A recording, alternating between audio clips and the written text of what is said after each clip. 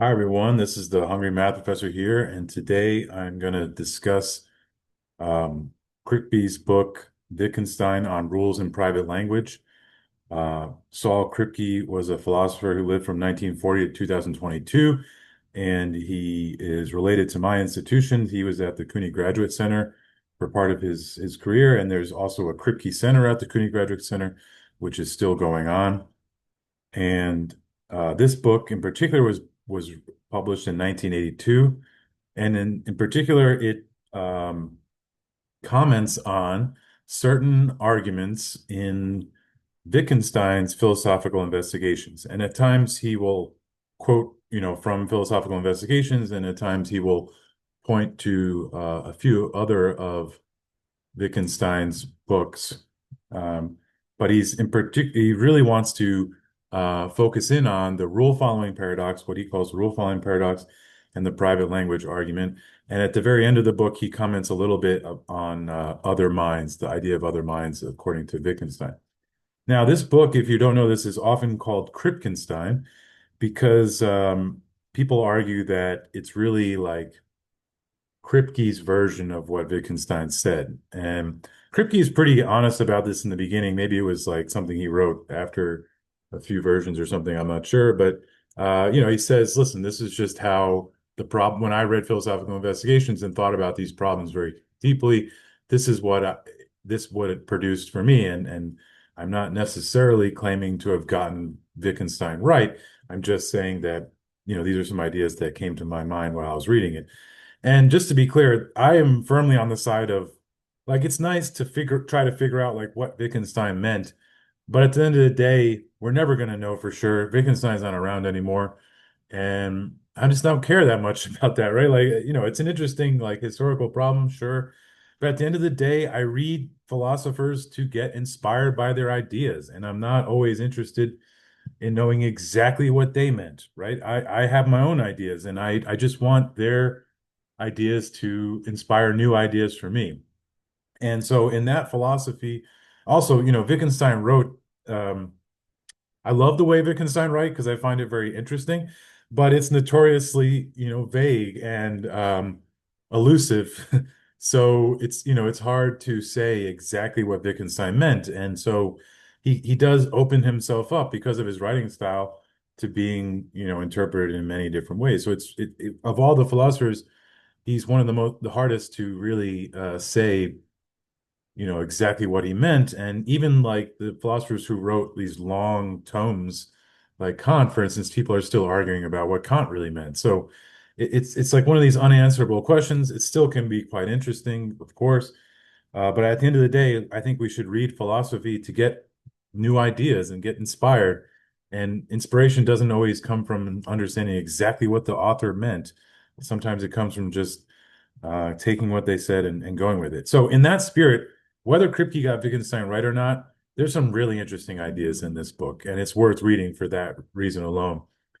Kripke presents some interesting questions, and he's very clear, I would say. The writing is very clear, and he's very focused in on a few problems, whereas the philosophical investigations is clearly focused on a few problems, but kind of wanders and meanders all over the place. Um, which I love, but also, Kripke is way more linear about his arguments and way more clear, which is really nice.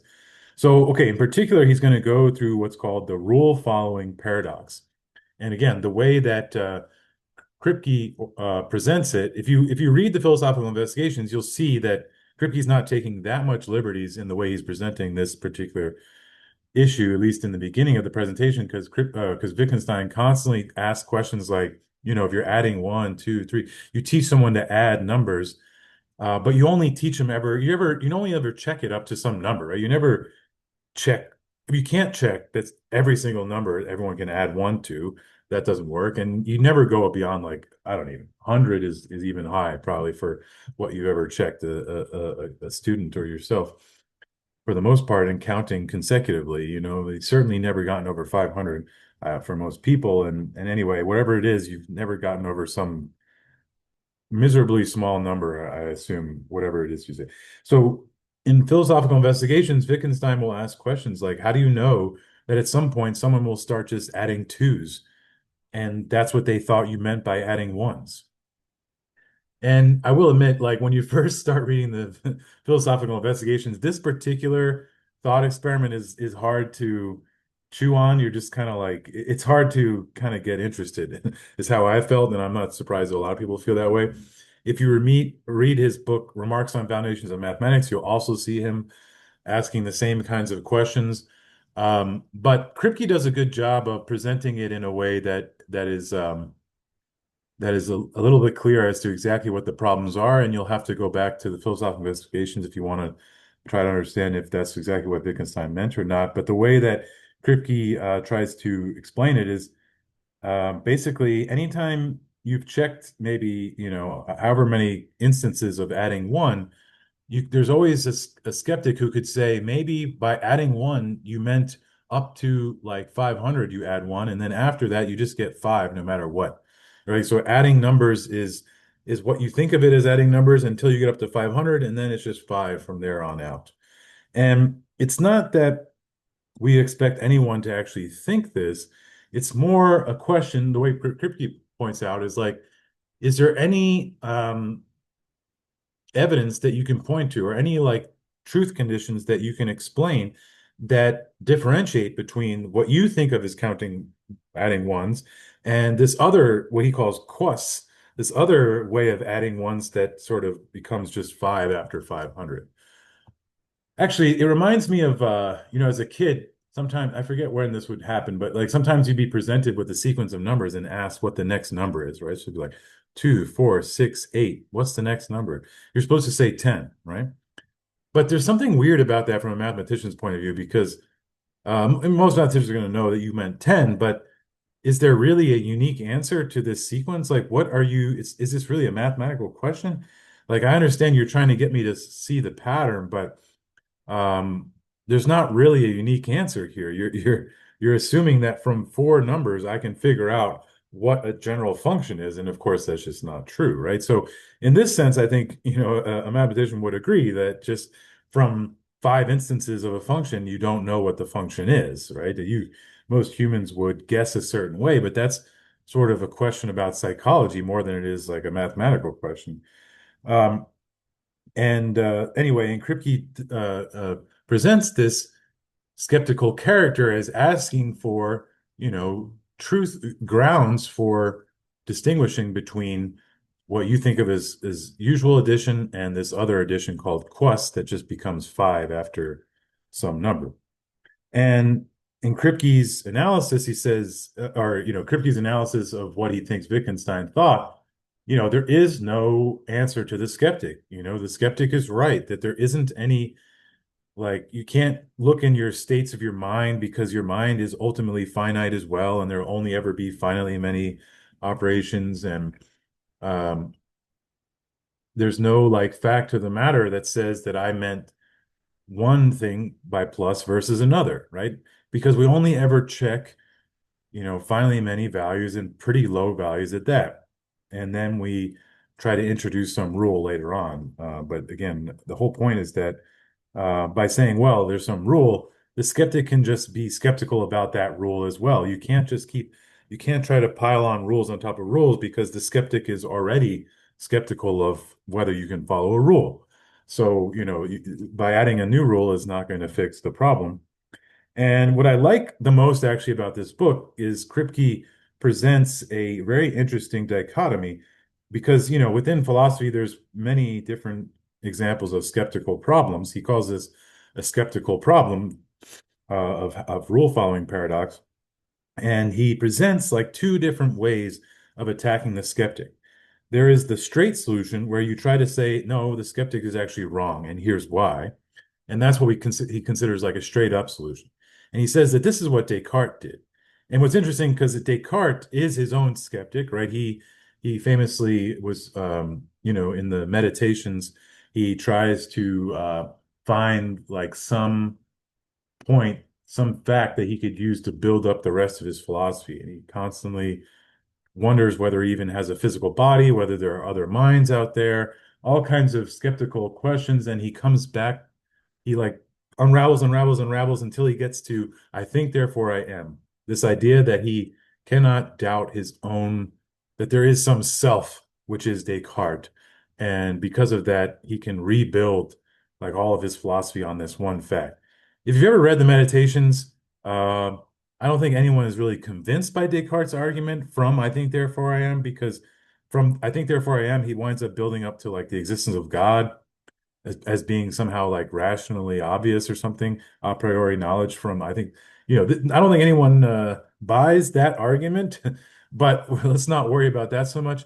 The idea is that somehow Descartes gives a straight solution saying that I think, therefore I am is something you cannot doubt. And then from there, he builds up his philosophy. Now, to be clear, many people don't find this very convincing because we tend to think that you can actually doubt like what the self actually is. It's not so much that I doubt that there are some thoughts going on in my head. That would seem a little bit crazy, but rather I doubt like how substantial the hypothesis of a self is. Like what exactly is the self and these kind of things. I'm getting way too into this because all I wanted to do here was to present the idea of a straight solution, and that's Descartes. But if you look at Hume, who's like the most famous skeptic in philosophy, here you see what Kripke calls a skeptical solution, which is you say, you know what? The skeptic is right. There's no getting around the skeptic. They didn't make a mistake. They simply are, being way too skeptical. Or it's not that they're being way too skeptical as a philosopher, but that like as a human being, we're allowed to admit that the skeptic is right and yet like go on with our lives in a certain way under certain conditions. And so famously the example Kripke uses is cause and effect.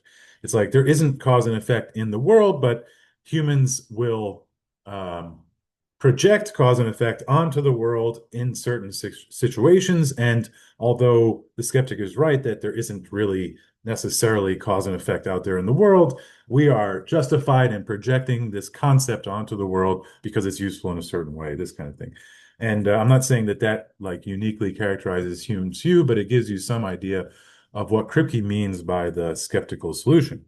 So for the rest of the book, he's going to argue that Wittgenstein gives a skeptical solution to the rule-following paradox and to the private language argument. And so the idea is that Kripke thinks that Wittgenstein is saying, hey, listen, there's no way to solve the problem that the skeptic poses for the rule-following paradox. Just not going to happen.